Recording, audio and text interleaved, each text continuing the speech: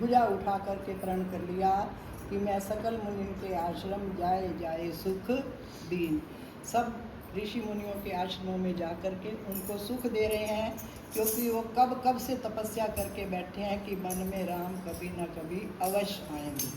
तो सबको दर्शन दिए, चलते चलते कई आश्रमों में पहुँचे, तो फिर आ गया शबरी का।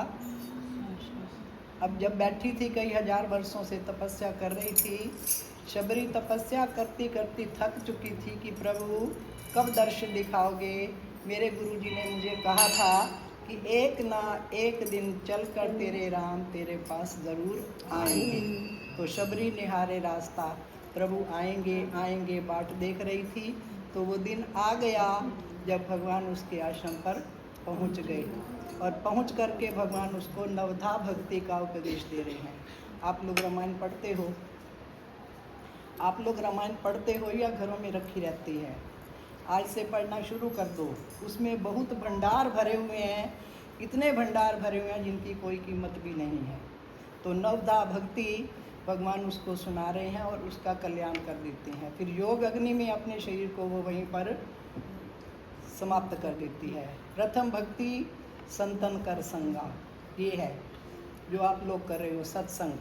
प्रथम भक्ति संतन कर संगा, दूसर रति मम कथा प्रसंगा, कि मेरी कथाओं के प्रसंग सुन सुनकर उसमें रति, उसमें प्यार जाग जाए तुम्हारा। संतों का संग करो और मेरी कथा प्रसंगों को सुन सुनकर अपने मन के अंदर प्रभु भक्ति पैदा करो। फिर तीसरी भक्ति कह रहे हैं गुरु पद पंकज सेवा।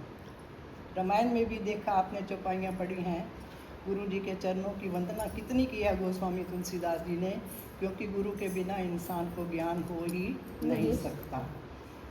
गुरुपद पंकज सेवा, तीसरी भक्ति अमान।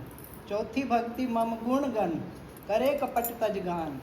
मेरे गुणों का गान करे, लेकिन कपट को छोड़ करके कीर्तन करो। मेरे गुणों का गान करो और मन से कपट को निकाल दो। मंत्र जाप मम दृढ़ विश्वासा। पंचम भजन ये वेद प्रकाशा। ये पांचवी भक्ति है कि जो गुरु जी से मंत्र मिला है उसका तुमने जाप करना है और दृढ़ विश्वास के साथ करना है। मंत्र जाप मम दृढ़ विश्वासा, पंचम भजन ये वेद प्रकाशा।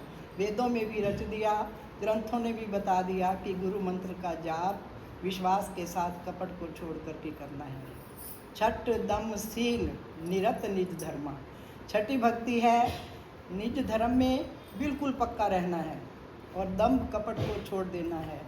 छठ दम सील निरत